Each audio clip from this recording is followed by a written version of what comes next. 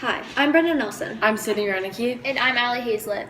How many of your loved ones have battled depression? How many people in your community have threatened to hurt themselves? Have you yourself ever experienced this? We all know this is a growing issue in teenagers today, and that's why we've decided to take action against it.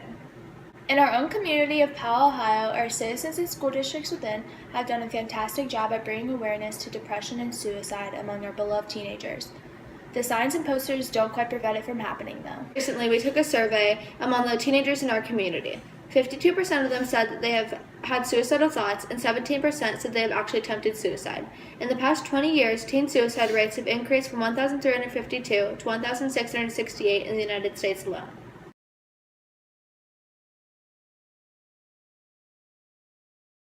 Depression is not always the sole factor behind why someone commits suicide, but it does play a major role. Depression is caused by the chemical imbalance in the brain. If someone is continuously depressed, even when nothing is wrong, their depression is most likely internal or because of their genetics rather than being caused by an external factor. Oftentimes, situational circumstances are the reason behind depression in teenagers. From bullying to family problems to stress from sports and school, teenage years are extremely hard for everybody. These anxiety-inducing events can trigger depression in those who are already predisposed to it. In our survey, 65% of teenagers said that they have depression. We feel that a huge role of teenagers being depressed and suicidal has a lot to do with who they are surrounded with and the community that they are in. We decided to investigate the help around our homes in Columbus, Ohio for people who are depressed or suicidal. The internet led us to a therapist in downtown Columbus named Christina Elder. She exposed us to the heart of our community and gave us the inside scoop about how all teenagers all over Columbus have something they're struggling with. In the past, going to therapy had a negative connotation, which led to teenagers not getting help they needed before it was too late. Christina takes a more modern approach in the way she runs her therapy sessions in and out of the office. Nowadays, teenagers have become accustomed to staying behind the screen, which makes it even harder for them to open up in person than it was in the past. She uses social media and technology in general as a way to connect to her teenagers of today. Parents often force their children to go to therapy. This often makes it hard for the child to open up and in turn causes them not to get the maximum amount of help available to them. Christina mentioned how important the relationship between the therapist and the client was. So by using social media and technology, she has allowed her clients to feel more comfortable with her and also changed the way parents view social media in general. Christina encourages her clients to text or call her anytime and also has her own Facebook page in order to connect to her teenage clients in the most effective way possible. Although in recent years there's been a lot more exposure to mental health issues, specifically depression and teen suicide, there are still a lot of misconceptions that many people believe are true. Society often believes that suicide is caused by one sole event. They think that there has to be a main cause of a person's suicide, a breakup, family problems, etc. But in reality, most of the time, suicide is a result from all the underlying problems one keeps hidden until they can't take it anymore, not from one single event that goes wrong in their life. This is why suicide is often viewed as someone striving for attention. People see someone who just got out of a relationship commit suicide, and they think the breakup is the sole reason. The truth is, that person most likely had many other factors in their lives that caused them to think about resorting to suicide, but the breakup was what sent them over the edge. People have a preconceived idea that someone who is depressed is going to be secretive about their plan of suicide. They think that because I want to die or I'm going to kill myself is said so often nowadays that those words should not be taken seriously, and that the person who says something like this is either looking for attention or just being dramatic. According to Christina, feelings of hopelessness or worthlessness, saying they have tried it before, if they are depressed, giving away belongings, saying goodbye to people, stop participating in activities, withdrawing from people are warning signs to suicidal behavior.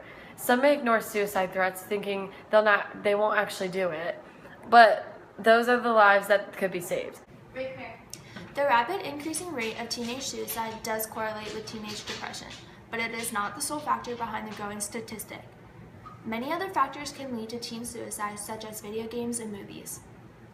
Currently, there's a new game going around on many different social media platforms called the Blue Whale Challenge. This challenge is 50 days long and is run by an anonymous source. Each day consists of different harmful things that the player has to do. For example, cutting a whale into their arm or watching psychedelic or horror movies all day. The last day tells the player to jump off a high building and take their own life. Over the past year, there's been 130 confirmed deaths because of this challenge. This proves the idea that teens are very easily influenced by the media and tend to make poor choices, which sometimes can lead to them taking their own life. Although social media does sometimes make it easier for these games and other types of bullying to occur, many people have started to use it as a platform to spread awareness on mental illness. Accounts like the Buddy Project and hashtags like Stop the Stigma are just a few examples of the way social media is progressing towards a positive light. How many times a day do you refresh your social media? Instagram, Twitter? We decided the best way to reach teenagers who are struggling with as an appropriate action against depression and teen suicide, we use social media as something the common person uses daily as a positive to remind someone who is in a rough patch that better things are coming. Our Twitter account is called It Gets Better. We use the account periodically throughout the day so that there is always a new message or story when you look at your phone. We often tweet out coping strategies that give you ideas what to do with your day other than filling your head with horrible thoughts. Things like go outside, read a book, play with your pet, or to make some art or paint something. The goal of this account is to communicate with teens that it is okay to seek help.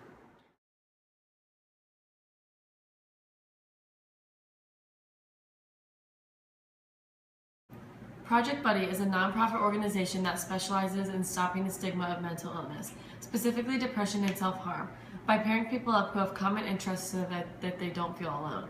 Thousands of people have used this organization to find a friend so that they have someone there for them constantly.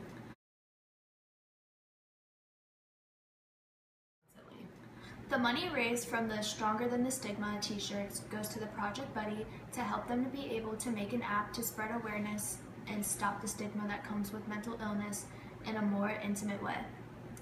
This would also help Project Buddy pair people up a lot faster and more efficiently.